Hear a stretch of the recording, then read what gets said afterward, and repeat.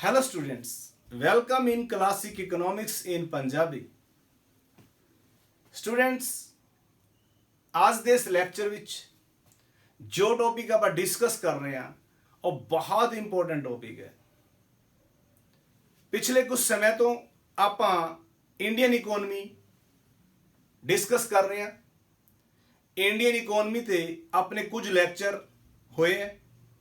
ਆਪਣੇ ਇਸ ਚੈਨਲ ਤੇ ਉਹਦੀ ਇੱਕ ਪਲੇਲਿਸਟ ਬਣੀ ਹੋਈ ਹੈ, ਤੁਸੀਂ ਉਹ ਸਾਰੇ ਲੈਕਚਰ ਉਥੋਂ ਵੇਖ ਸਕਦੇ ਹੋ, ਸੁਣ ਸਕਦੇ ਹੋ, ਨੋਟਸ ਬਣਾ ਸਕਦੇ ਹੋ। ਜੇ ਤੁਸੀਂ ਫਸਟ ਟਾਈਮ ਇਸ ਚੈਨਲ ਤੇ ਹੋ, ਅੱਜ ਫਸਟ ਲੈਕਚਰ ਸੁਣ ਰਹੇ ਹੋ, ਤਾਂ ਚੈਨਲ ਨੂੰ ਸਬਸਕ੍ਰਾਈਬ ਕਰ ਲਓ, ਬੈਲ ਆਈਕਨ ਪ੍ਰੈਸ ਕਰੋ ਤਾਂ ਕਿ ਸਭ ਤੋਂ ਪਹਿਲਾਂ ਨੋਟੀਫਿਕੇਸ਼ਨ ਤੁਹਾਨੂੰ ਮਿਲੇ ਔਰ ਤੁਸੀਂ ਇਸ ਚੈਨਲ ਨਾਲ ਜੁੜੇ ਰਹੋ। ਤਾਂ ਸਟੂਡੈਂਟਸ, ਜਿਹੜਾ ਟੌਪਿਕ ਆਪਾਂ ਡਿਸਕਸ ਕਰਨ ਲੱਗੇ ਹਾਂ ਉਹ ਫਸਟ ਲੈਸਨ ਹੁੰਦਾ Indian economy the. Indian economy on the Eve of independence, यानी कि आजादी के समय भारतीय अर्थव्यवस्था। ये लैसन जिहड़ा है इसलिए बड़ा इंपोर्टेंट है कि जो भारतीय अर्थव्यवस्था आजादी के समय सानू मिली वो किस तरह की सी, उसकी किहड़ी विशेषतावां सी। जे स्टूडेंट्स मैं तुहानू थोड़ा जिहा पिछे लैके जावां, 17वीं सदी के मध्य विच और 18वीं सदी के आस-पास भारत का जिहड़ा विदेशी व्यापार सी वो वर्ल्ड फेमस सी। भारत एक खुशहाल और संपन्न देश सी। भारत विच बनिया चीज़ां दी विदेशी मार्केट च बहुत डिमांड सी, लेकिन भारत नूं इंग्लैंड ने या ब्रिटेन ने अपना गुलाम बना लिया और उसनूं आपां कहंदे हैं colony. India was the colony of British rule. तो भारत किस दा उपनिवेश सी? ब्रिटेन दा। कलोनी की होंदी स्टूडेंट्स? कलोनी उपनिवेश की है? एक क्वेश्चन बन जाता है अपने आप च। कलोनी की होंदी है जदों कोई शक्तिशाली देश किसी कमजोर देश नूं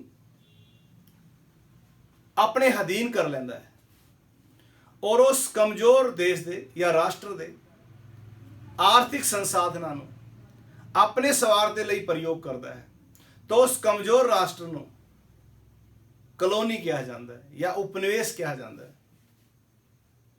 एक कलोनीलिज्म अप्रोच चलती सी, एक इंपीरियलिज्म चलती सी। तो इत्थे गल चल रही कलोनीलिज्म की। तो भारत आज़ादी तो पहला ब्रिटेन का उपनिवेश सी, इंग्लैंड का उपनिवेश सी। फर्स्ट क्वेश्चन बन गया, भारत आज़ादी तो पहला किस दा उपनिवेश सी? ब्रिटेन का या इंग्लैंड का? ब्रिटेन ने भारत नूं लगभग 200 साल तक गुलाम बना के रखा। उस टाइम दे विच भारत का खूब आर्थिक शोषण किया। 1947 दे विच 15 अगस्त नूं जदों भारत आपां नूं दे के गए, तो भारत नूं जांदे जांदे दो हिस्सों च भी वंड गए। एक हिस्सा बना के पाकिस्तान और एक बना के भारत। तो उस समय बहुत सारिया समस्यावां सीगियां। तो जो भारत आपां नूं दे के गए, अज आपां उस दा ही टॉपिक डिस्कस करांगे। तो टॉपिक है स्टूडेंट्स, स्वतंत्रता के समय भारतीय अर्थव्यवस्था दी मुख्य विशेषतावां। Main features of Indian economy on the eve of independence. Features, इस तो पहला आप सुभाव डिस्कस किया सी, नेचर। इस वीडियो च आप डिस्कस करांगे फीचर्स नूं। तो स्टूडेंट्स डिस्कस करते हैं टॉपिक। बहुत सारे क्वेश्चंस बननगे इहदे विचों। कोशिश करूंगा मैं सारे क्वेश्चंस कंप्लीट करावां। कोशिश करूंगा सारे के सारे क्वेश्चन तुहाडे नाल डिस्कस करा, क्योंकि सारा लैसन एक तरीके का इस लैक्चर दे विच कवर होने वाला है। तो कॉपी पेन लैके नाल नाल लिख सकते हो। जिथे तुहानू लगे वीडियो नू पॉज कर लियो, पॉज करके सुन सकते हो। तो स्टूडेंट्स डिस्कस करते हैं लैक्चर का नाम की है टॉपिक की है main feature of Indian economy on the eve of independence. 6 marks का बहुत बड़ा क्वेश्चन, 6 मार्क्स का बहुत ही इंपॉर्टेंट क्वेश्चन। तो स्टूडेंट डिस्कस करते हैं। फर्स्ट फीचर जिहड़ा है वो है गतिहीन अर्थव्यवस्था। भारतीय अर्थव्यवस्था एक गतिहीन अर्थव्यवस्था सी आजादी के समय। इत्थे एक क्वेश्चन राइज हो जाता है, गतिहीन अर्थव्यवस्था तो तुसी की समझते हो? इंग्लिश से कहते हैं stagnant economy. What do you mean by stagnant economy? तो स्टूडेंट्स, गतिहीन अर्थव्यवस्था वो अर्थव्यवस्था होंदी है जिस विच प्रति व्यक्ति आमदन की वाधा दर 0% होंदी है या लगभग 0 होंदी है। कोई विकास नहीं हो रहा होंदा। In a stagnant economy per capita income growth rate is near about 0।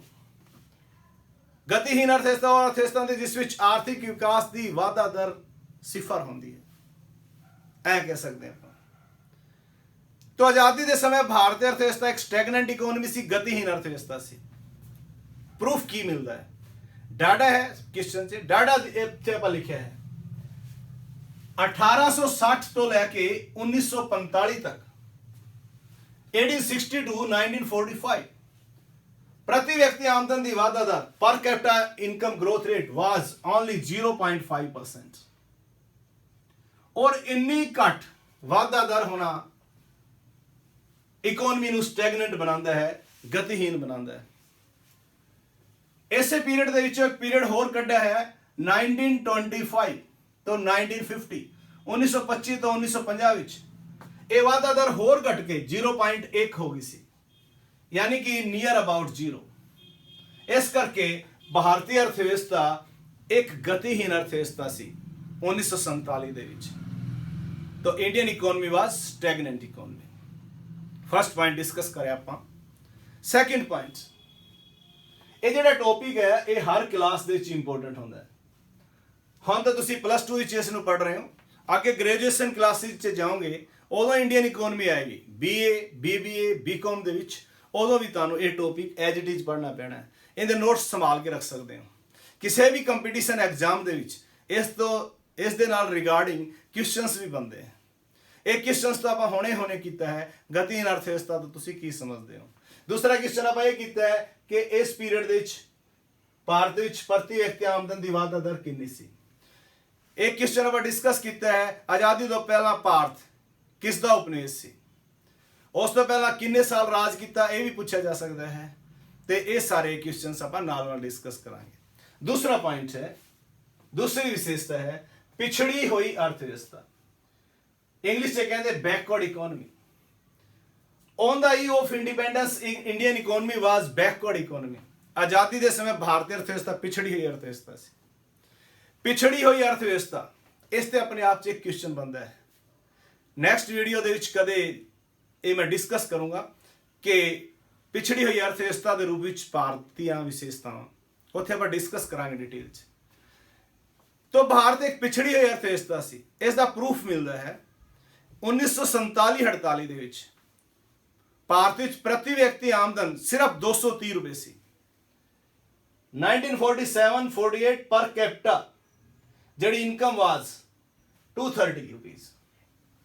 ये भारतीय अर्थव्यवस्था नूं एक पिछड़ी हुई अर्थव्यवस्था बनाता है। प्रति व्यक्ति आमदन 230 रुपए सी। इस तो पता लगता भारतीय अर्थव्यवस्था एक पिछड़ी हुई अर्थव्यवस्था सी। भारत विच गरीबी आम सी, बेरोजगारी आम सी, 2 वक्त की रोटी भी मसां पूरी कर पाते सी लोग।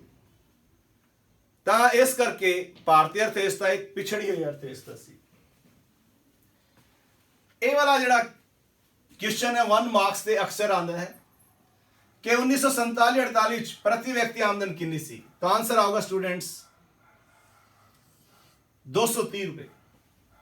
मोस्ट इंपोर्टेंट क्वेश्चन है, अक्सर पूछा जाता 1 मार्क्स विच। तीसरी जिहड़ी समस्या है, तीसरी जिहड़ी विशेषता है जनसंख्या की समस्या। 1947 विच जो भारत आपां नूं मिलिया ਉਸ ਵਿੱਚ ਜਨਸੰਖਿਆ ਦੀ ਸਮੱਸਿਆ ਸੀ ਬਹੁਤ ਵੱਡੀ। ਕਾਰਨ ਕੀ ਸੀ? ਆਪਣੇ ਹਿੱਸੇ ਵਿੱਚ ਜਦੋਂ ਇੰਡੀਆ ਵੰਡਿਆ ਗਿਆ, ਪਾਕਿਸਤਾਨ ਔਰ ਇੱਕ ਪਾਸੇ ਇੰਡੀਆ, ਆਪਣੇ ਹਿੱਸੇ ਵਿੱਚ ਜਨਸੰਖਿਆ ਆਈ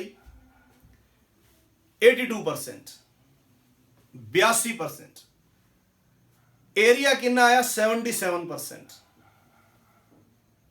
तो भारतीय जनसंख्या की समस्या सी। पाकिस्तान तो भारतीय च लोग आए बहुत सारे, इंडिया तो कुछ लोग पाकिस्तान भी गए, तो बहुत सारी समस्याएं सी। तो जनसंख्या नाल संबंधित केड़ी समस्याएं सी, तो आप इत्थे डिस्कस करते हैं। पहली गल तो यह है कि कुल जनसंख्या 36 करोड़ सी, इहदे च लिख सकते हो 36 करोड़ विचों 82% लोग अनपढ़ सी, यानी कि 18% ही सिर्फ पढ़े लिखे सी। जन्म दर 40 प्रति हजार सी। जन्म दर कितनी सी? 40 प्रति हजार। 1000 व्यक्तियों के पीछे किन्ने बच्चे जन्म लेंदे, इसनूं जन्म दर कहा जाता है। 1000 व्यक्तियों पीछे किन्ने लोग मर जाते, उन्होंने मौत दर कहा जाता है। तो जन्म दर कितनी सी? 40 प्रति हजार। मौत दर कितनी सी? 27 प्रति हजार। इस करके जनसंख्या की वाधा दर 1.3 प्रति साल सी, 3% प्रति साल। जनसंख्या की वाधा दर जी है वो 1.3% प्रति साल सी। शिशु मौत दर 218 प्रति हजार सी।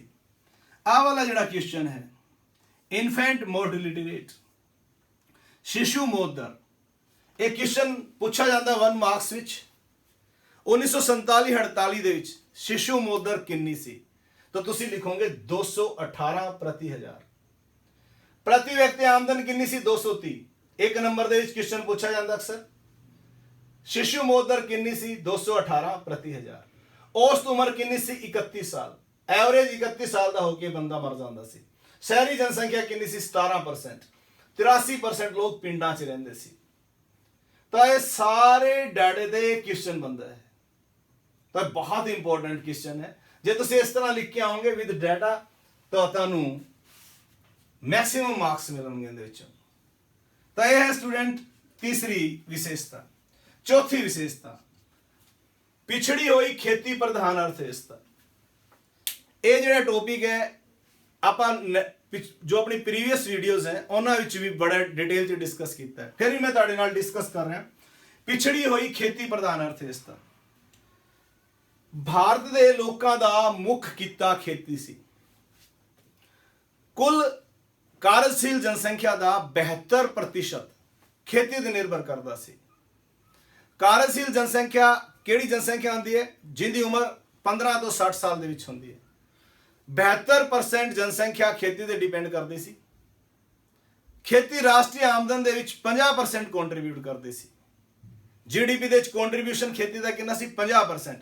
यह साइन है बैकवर्डनेस का। 72% जनसंख्या कार्यशील दा डिपेंड करती है खेती ते। एग्रीकल्चर दा कॉन्ट्रीब्यूशन GDP से कितना आ रहा? 50%।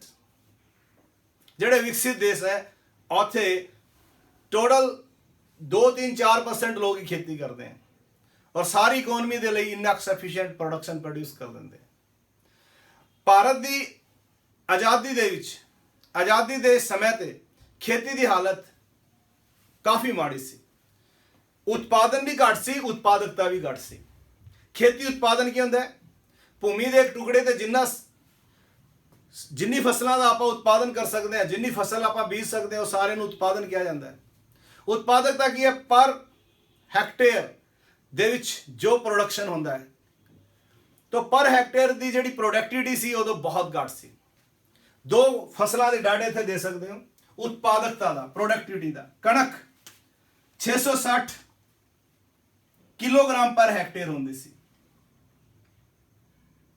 जबकि आजकल जी है ये 3216 किलोग्राम पर हैक्टेयर होंदी है। राइस जिहड़ा है 665 किलोग्राम पर हैक्टेयर होंदा सी, जो आजकल 2550 किलोग्राम पर हैक्टेयर होंदा है। तो ये बहुत ही पिछड़ी हुई खेती का साइन है।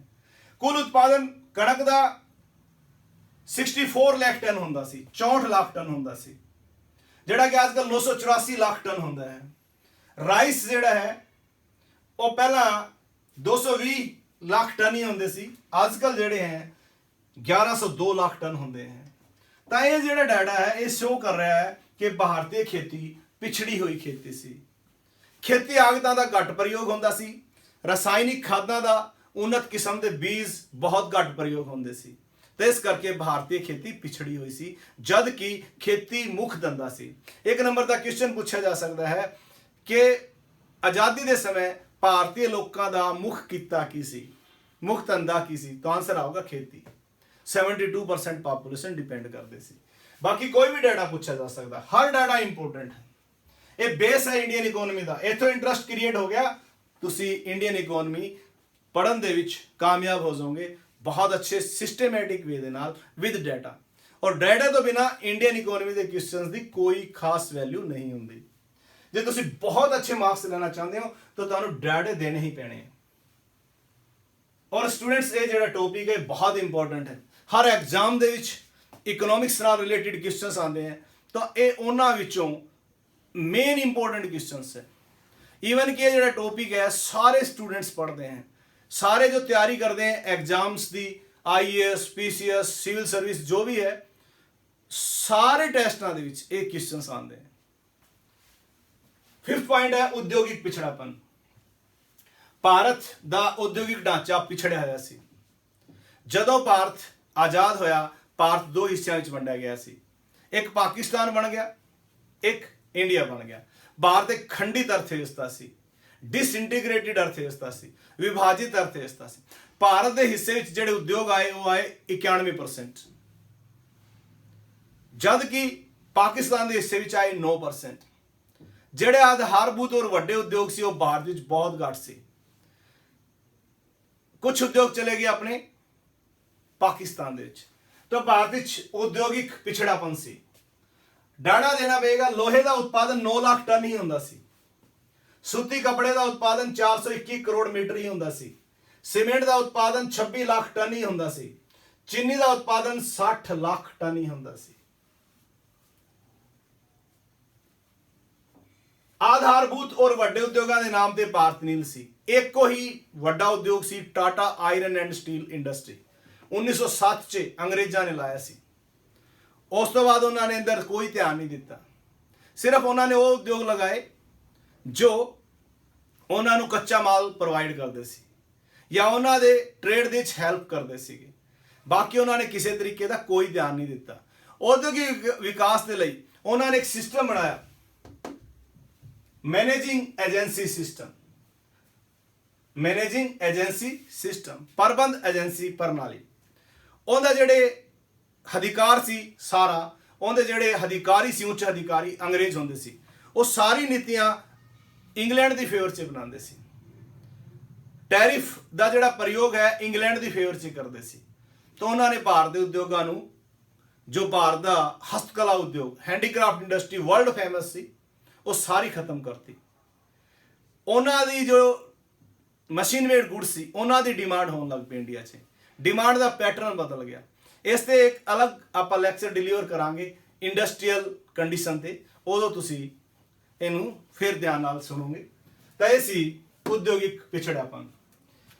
6th पॉइंट है आर्थिक उपरी पूंजी का घट विकास।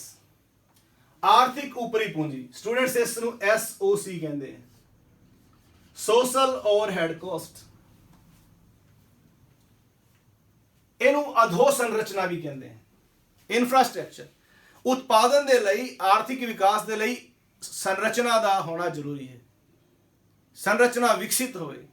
संरचना 2 तरह की होंगी इंफ्रास्ट्रक्चर, एक आर्थिक इंफ्रास्ट्रक्चर होंदा, एक सामाजिक, इकोनॉमिक इंफ्रास्ट्रक्चर और सोशल इंफ्रास्ट्रक्चर। इकोनॉमिक इंफ्रास्ट्रक्चर से पावर यानी कि बिजली, ट्रांसपोर्ट यानी कि यातायात, इरीगेशन यानी कि सिंचाई, कम्युनिकेशंस, इस तरह की टॉपिक, इस तरह की सुविधावां आती हैं।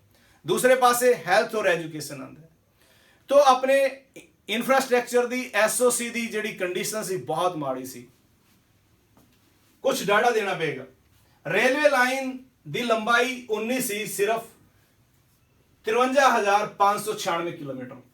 रेलवे का विकास ब्रिटेन ने चाहे अपने स्वार्थ लिए किया, क्योंकि उन्होंने कच्चा माल ਮੰਡੀਆਂ ਤੋਂ ਸੀ ਪੋਰਟਸ ਤੱਕ ਪਹੁੰਚਾਉਣਾ ਸੀ, ਤਿਆਰ ਮਾਲ ਲੈ ਕੇ ਆਉਣਾ ਸੀ। ਉਹਨਾਂ ਨੇ ਟ੍ਰੇਡ ਸੈਂਟਰਸ ਬਣਾਏ, ਉੱਥੋਂ ਤੱਕ ਰੇਲਵੇ ਚਲਾਈ। ਸਿਰਫ ਉੱਥੇ ਚਲਾਈ ਜਿੱਥੇ ਉਹਨਾਂ ਨੂੰ ਲੋੜ ਸੀਗੀ। ਭਾਰਤ ਦੇ ਵਿੱਚ ਰੇਲ ਚੱਲੀ ਸੀ 1853 'ਚ, ਪਹਿਲੀ ਰੇਲ, ਉਹ ਵੀ ਅੰਗਰੇਜ਼ਾਂ ਚਲਾਈ ਸੀ। ਚਾਹੇ ਇਹ ਪੋਜ਼ਿਟਿਵ ਚੀਜ਼ ਹੈ, ਪਰ ਉਹਨਾਂ ਨੇ ਉਹਦਾ ਵਿਕਾਸ ਉਨਾ ਹੀ ਕੀਤਾ ਜਿੰਨਾ ਉਹਨਾਂ ਨੂੰ ਫਾਇਦਾ ਹੁੰਦਾ ਸੀ। ਤੇ ਇਸ ਕਰਕੇ ਰੇਲਵੇ ਲਾਈਨ ਦੀ ਲੰਬਾਈ 53,596 ਕਿਲੋਮੀਟਰ ਸੀ। ਬਿਜਲੀ ਦਾ ਉਤਪਾਦਨ 2100 ਮੈਗਾਵਾਟ ਹੀ ਸੀਗਾ। ਪੱਕੀ ਸੜਕਾਂ 155 ਲੱਖ ਕਿਲੋਮੀਟਰ ਹੀ ਸੀਗੀ। ਇਸ ਤਰ੍ਹਾਂ ਨਾਲ ਆਪਾਂ ਨੂੰ ਪਤਾ ਲੱਗਦਾ ਹੈ ਕਿ ਭਾਰਤ ਦਾ ਜਿਹੜਾ ਹੈ ਸਮਾਜਿਕ ਉਪਰੀ ਪੂੰਜੀ ਦਾ ਵਿਕਾਸ ਬਹੁਤ ਘੱਟ ਹੋਇਆ ਸੀ। ਸਾਰੇ ਦੇਸ਼ ਵਿੱਚ ਬੈਂਕਾਂ ਦੀ ਸੰਖਿਆ ਸਿਰਫ 4115 ਸੀ। 4115। ਬਿਜਲੀ ਦੀ ਵਿਵਸਥਾ ਸਿਰਫ 3000 ਪਿੰਡਾਂ ਦੇ ਵਿੱਚ ਸੀ ਸਾਰੇ ਭਾਰਤ 'ਚ। ਅਕੇਲੇ ਪੰਜਾਬ ਦੇ ਵਿੱਚ 12,500 ਦੇ ਲਗਭਗ ਪਿੰਡ ਹੈ। ਅਕੇਲੇ ਪੰਜਾਬ 'ਚ 12,500 ਦੇ ਲਗਭਗ ਪਿੰਡ ਹੈ। ਤਾਂ ਇੰਡੀਆ ਦਾ ਬਹੁਤ ਵੱਡਾ ਕੰਟਰੀ ਹੈ। ਤਾਂ ਇੰਡੀਆ ਦੇ ਵਿੱਚ ਸਿਰਫ ਸਾਰੇ ਇੰਡੀਆ 'ਚ 380 ਪਿੰਡ ਇਹੋ ਜਿਹੇ ਸੀ ਜਿੱਥੇ ਬਿਜਲੀ ਦੀ ਵਿਵਸਥਾ ਸੀ ਆਜ਼ਾਦੀ ਦੇ ਸਮੇਂ। ਤਾਂ ਇਹ ਡਾਟਾ ਸ਼ੋ ਕਰਦਾ ਹੈ ਕਿ ਭਾਰਤ ਵਿੱਚ ਐਸਓਸੀ ਜਾਂ ਆਰਥਿਕ ਉਪਰੀ ਪੂੰਜੀ ਦੀ ਬਹੁਤ ਘਾਟ ਸੀ। ਜਿਹੜੇ ਬੈਂਕ ਸੀਗੇ ਉਹਨਾਂ 'ਚ ਸਿਰਫ 680 ਕਰੋੜ ਰੁਪਏ ਦੀ ਹੀ ਪੂੰਜੀ ਜਮ੍ਹਾਂ ਸੀ। ਤਾਂ ਇਹ ਸੀ 6ਵਾਂ ਪੁਆਇੰਟ। 7ਵਾਂ ਪੁਆਇੰਟ ਹੈ ਪੂੰਜੀ ਨਿਰਮਾਣ ਦੀ ਘੱਟ ਦਰ। ਪੂੰਜੀ ਨਿਰਮਾਣ ਦੀ ਦਰ ਬਹੁਤ ਘੱਟ ਸੀ। ਪੂੰਜੀ ਨਿਰਮਾਣ ਹੀ ਆਰਥਿਕ ਵਿਕਾਸ ਦਾ ਸੂਚਕ ਹੈ। ਪੂੰਜੀ ਨਿਰਮਾਣ ਨਿਵੇਸ਼ ਦੀ ਦਰ ਤੇ ਡਿਪੈਂਡ ਕਰਦਾ ਹੈ। ਇਹ ਬੱਚਤ ਤੇ ਡਿਪੈਂਡ ਕਰਦਾ ਹੈ। ਬੱਚਤ ਬਹੁਤ ਘੱਟ ਸੀ। 7% ਹੀ ਬੱਚਤ ਦੀ ਦਰ ਸੀਗੀ। ਉਹਦੇ ਵਿੱਚੋਂ 6.8% ਪੂੰਜੀ ਨਿਰਮਾਣ ਦੀ ਦਰ ਸੀ। 6.8%, ਇਹ ਬਹੁਤ ਘੱਟ ਹੈ। ਤਾਂ ਇਹ ਵੀ ਅਰਥ ਵਿਵਸਥਾ ਦੀ ਪਿਛੜੇਪਨ ਦਾ ਇੱਕ ਮੇਨ ਕਾਜ਼ ਸੀਗੀ। ਤਾਂ ਪੂੰਜੀ ਨਿਰਮਾਣ ਦੀ ਦਰ ਘੱਟ ਸੀਗੀ। ਸੀਮਿਤ ਵਿਦੇਸ਼ੀ ਵਪਾਰ। ਵਿਦੇਸ਼ੀ ਵਪਾਰ ਸੀਮਿਤ ਸੀ। ਸਟੂਡੈਂਟਸ, ਫੋਰਨ ਟ੍ਰੇਡ, ਐਕਸਪੋਰਟ ਔਰ ਇੰਪੋਰਟ ਆਫ ਵਿਜ਼ੀਬਲ ਗੁਡਸ ਔਰ ਇਨਵਿਜ਼ੀਬਲ ਗੁਡਸ, ਇਸ ਦੀ ਸਟੱਡੀ ਨੂੰ 4 ਪਾਰਟਸ 'ਚ ਵੰਡਿਆ ਜਾਂਦਾ ਹੈ। ਟ੍ਰੇਡ ਜਦੋਂ ਵੀ ਤੁਸੀਂ ਪੜੋਗੇ, ਵਿਦੇਸ਼ੀ ਵਪਾਰ ਜਦੋਂ ਵੀ ਪੜੋਗੇ, 4 ਟੌਪਿਕ ਡਿਸਕਸ ਕਰਦੇ ਹੁੰਦੇ ਆ ਇਹਦੇ 'ਚ, 4 ਹੈਡਿੰਗਸ। ਫਸਟ ਹੈ ਵੈਲਿਊ ਔਰ ਵੋਲਿਊਮ ਆਫ ਫੋਰਨ ਟ੍ਰੇਡ, ਵਿਦੇਸ਼ੀ ਵਪਾਰ ਦੀ ਮਾਤਰਾ ਅਤੇ ਪਰਿਮਾਣ। ਦੂਸਰਾ ਹੁੰਦਾ ਹੈ ਵਿਦੇਸ਼ੀ ਵਪਾਰ ਦਾ ਸਰੂਪ, ਕੰਪੋਜੀਸ਼ਨ ਆਫ ਫੋਰਨ ਟ੍ਰੇਡ। ਤੀਸਰਾ ਹੁੰਦਾ ਹੈ ਡਾਇਰੈਕਸ਼ਨ ਆਫ ਫੋਰਨ ਟ੍ਰੇਡ, ਵਿਦੇਸ਼ੀ ਵਪਾਰ ਦੀ ਦਿਸ਼ਾ। ਔਰ ਚੌਥਾ ਹੈ ਬੈਲੈਂਸ ਆਫ ਟ੍ਰੇਡ, ਵਪਾਰ ਬਾਕੀ। ਚਾਰੋਂ ਪੁਆਇੰਟਸ ਦੇਖਦੇ हैं ਕਿਵੇਂ ਕਿਵੇਂ ਕੰਡੀਸ਼ਨ ਸੀ। ਬ੍ਰਿਟਿਸ਼ਰਸ ਨੇ ਸਾਰੇ ਦਾ ਸਾਰਾ ਫੋਰਨ ਟ੍ਰੇਡ ਆਪਣੇ ਸਵਾਰਥ ਦੇ ਲਈ ਕੀਤਾ ਸੀ। ਉਹਨੇ ਬਾਕੀ ਕੰਟਰੀਜ਼ ਦੇ ਨਾਲ ਆਪਣਾ ਟ੍ਰੇਡ ਨਹੀਂ ਵਿਕਸਿਤ ਹੋਣ ਦਿੱਤਾ। ਸਿਰਫ ਰਾ ਮਟੀਰੀਅਲ ਲੈ ਕੇ ਜਾਂਦੇ ਸੀ ਐਕਸਪੋਰਟ ਦੇ ਤੌਰ ਤੇ, ਉਹ ਵੀ ਬਹੁਤ ਘੱਟ ਰੇਟ ਤੇ। ਉਧਰੋਂ ਫਿਨਿਸ਼ਡ ਗੁੱਡਸ ਲੈ ਕੇ ਆਉਂਦੇ ਸੀ। ਬ੍ਰਿਟੇਨ ਨੇ ਇੱਥੇ ਬਹੁਤ ਵੱਡੀ ਆਪਣੀ ਮਾਰਕੀਟ ਬਣਾ ਲਈ ਸੀ ਆਪਦੇ ਪ੍ਰੋਡਕਟਸ ਦੀ। ਤਾਂ ਵਿਦੇਸ਼ੀ ਵਪਾਰ ਦੀ ਜਿਹੜੀ ਮਾਤਰਾ ਹੈ ਉਹ ਕਿੰਨੀ ਸੀ? 1834 ਦੇ ਵਿੱਚ ਕੁੱਲ ਵਿਦੇਸ਼ੀ ਵਪਾਰ 186 ਕਰੋੜ ਦਾ ਸੀ। 186 ਕਰੋੜ ਦਾ। 1939 ਦੇ ਵਿੱਚ 321 ਕਰੋੜ ਦਾ ਹੋ ਗਿਆ। 1939 ਸਟੂਡੈਂਟਸ ਤਾਂ ਡਾਟਾ ਲਿਆ ਜਾਂਦਾ ਕਿ ਸੈਕੰਡ ਵਰਲਡ ਵਾਰ ਇੱਥੇ ਸ਼ੁਰੂ ਹੋਇਆ ਸੀਗਾ। 1947-48 'ਚ ਜਦੋਂ ਅੰਗਰੇਜ਼ ਜਾਂਦੇ ਇੱਥੋਂ 792 ਕਰੋੜ ਰੁਪਏ ਦਾ ਹੀ ਵਪਾਰ ਸੀ। ਸਿਰਫ 792 ਕਰੋੜ ਰੁਪਏ ਦਾ ਵਪਾਰ ਸੀ। ਇਹਦੇ 'ਚ ਐਕਸਪੋਰਟ ਵੀ ਹੈ, ਇਹਦੇ 'ਚ ਇੰਪੋਰਟ ਵੀ ਹੈ। ਤਾਂ ਇਹ ਹੈ ਵਿਦੇਸ਼ੀ ਵਪਾਰ ਦੀ ਮਾਤਰਾ, ਬਹੁਤ ਥੋੜੀ ਸੀ। ਵਿਦੇਸ਼ੀ ਵਪਾਰ ਦਾ ਸਰੂਪ, ਯਾਨੀ ਕਿ ਕਿਹੜੀ ਚੀਜ਼ਾਂ ਦਾ ਵਪਾਰ ਹੁੰਦਾ ਸੀ। ਜ਼ਿਆਦਾਤਰ ਵਪਾਰ ਖੇਤੀ ਪਦਾਰਥਾਂ ਦਾ ਹੁੰਦਾ ਸੀ। Only agriculture products, cotton, jute, indigo, tea, coffee, ਇਸ ਤਰ੍ਹਾਂ ਦੀ ਚੀਜ਼ਾਂ ਜੋ ਬ੍ਰਿਟੇਨ ਨੂੰ ਰਾ ਮਟੀਰੀਅਲ ਪ੍ਰੋਵਾਈਡ ਕਰਦੇ ਸੀ। ਫਿਨਿਸ਼ ਗੁੱਡਸ ਉਧਰੋਂ ਆਪਾਂ ਇੰਪੋਰਟ ਕਰਦੇ ਸੀ। ਮਸ਼ੀਨਰੀ, ਦਵਾਈਆਂ ਸਭ ਉਧਰੋਂ ਆਉਂਦੀਆਂ ਸੀ। ਤਾਂ ਵਪਾਰ ਦੀ ਜਿਹੜੀ ਸੰਰਚਨਾ ਜਿਹੜੀ ਹੈ ਉਹ ਵੀ ਬ੍ਰਿਟੇਨ ਦੇ ਫੇਵਰ 'ਚ ਹੀ ਉਸ ਟਾਈਮ ਦੇ ਵਿੱਚ ਸੀਗੀ। ਤੀਸਰਾ ਪੁਆਇੰਟ ਇਹਦੇ 'ਚ ਹੁੰਦਾ ਵਪਾਰ ਦੀ ਦਿਸ਼ਾ। ਦਿਸ਼ਾ ਮਤਲਬ ਡਾਇਰੈਕਸ਼ਨ, ਕਿਹੜੇ ਕਿਹੜੇ ਕੰਟਰੀ ਨਾਲ ਟ੍ਰੇਡ ਹੁੰਦਾ ਹੈ ਉਸ ਨੂੰ ਕਹਿੰਦੇ ਵਪਾਰ ਦੀ ਦਿਸ਼ਾ। ਭਾਰਤ ਦਾ ਜ਼ਿਆਦਾਤਰ ਵਪਾਰ ਆਜ਼ਾਦੀ ਦੇ ਸਮੇਂ ਜਦੋਂ ਛੱਡ ਕੇ ਗਏ ਇੰਗਲੈਂਡ ਨਾਲ ਹੋ ਰਿਹਾ ਸੀਗਾ। ਇੰਗਲੈਂਡ ਨਾਲ ਜਿਹੜਾ ਵਪਾਰ ਹੋ ਰਿਹਾ ਸੀ ਆਪਣਾ, ਨਿਰਯਾਤ ਦਾ 34% ਹਿੱਸਾ, ਕੁੱਲ ਨਿਰਯਾਤ ਦਾ 34% ਹਿੱਸਾ, ਕੁੱਲ ਆਯਾਤ ਦਾ 31% ਹਿੱਸਾ ਇੰਗਲੈਂਡ ਨਾਲ ਹੁੰਦਾ ਸੀ। ਜਿਹੜਾ ਬਾਕੀ ਹੈ ਉਹ ਵੀ ਜਿਹੜੇ ਇੰਗਲੈਂਡ ਦੇ ਉਪਨਿਵੇਸ਼ ਸੀਗੇ ਇੰਗਲੈਂਡ ਨੇ ਜਾਂ ਬ੍ਰਿਟੇਨ ਨੇ 54 ਹੋਰ ਦੇਸ਼ਾਂ ਨੂੰ ਵੀ ਆਪਣਾ ਉਪਨਿਵੇਸ਼ ਬਣਾਇਆ ਹੋਇਆ ਸੀ, ਉਹਨਾਂ ਦੇ ਨਾਲ ਆਪਣਾ ਟ੍ਰੇਡ ਹੁੰਦਾ ਸੀ। ਯਾਨੀ ਕਿ ਕਿਤੇ ਨਾ ਕਿਤੇ ਉਹਦਾ ਬੈਨੀਫਿਟ ਵੀ ਇੰਗਲੈਂਡ ਨੂੰ ਸੀਗਾ। ਅਮਰੀਕਾ ਦੇ ਨਾਲ ਸਿਰਫ ਆਪਣਾ ਟ੍ਰੇਡ ਜਿਹੜਾ ਹੈ, ਨਿਰਯਾਤ 8% ਹੁੰਦੇ ਸੀ, ਐਕਸਪੋਰਟ, ਐਕਸ ਮਤਲਬ ਹੁੰਦਾ ਐਕਸਪੋਰਟ, ਐਮ ਮਤਲਬ ਹੁੰਦਾ ਇੰਪੋਰਟ, ਇੰਪੋਰਟ 7% ਹੁੰਦੇ ਸੀ। ਜਦ ਕਿ ਜੇਕਰ ਤੁਸੀਂ ਅੱਜ ਕੱਲ ਦੇਖੋ ਤਾਂ USA ਆਪਣਾ ਸਭ ਤੋਂ ਇੱਕ ਨੰਬਰ ਦਾ ਪਾਰਟਨਰ ਹੈ ਫੋਰਨ ਟ੍ਰੇਡ ਦੇ ਵਿੱਚ। ਅੱਜ ਦਿਨ ਇੰਡੀਆ ਦਾ ਜਿਹੜਾ ਫੋਰਨ ਟ੍ਰੇਡ ਦੇ ਮਾਮਲੇ 'ਚ ਜਿਹੜਾ ਪਾਰਟਨਰ ਹੈ USA ਹੈ।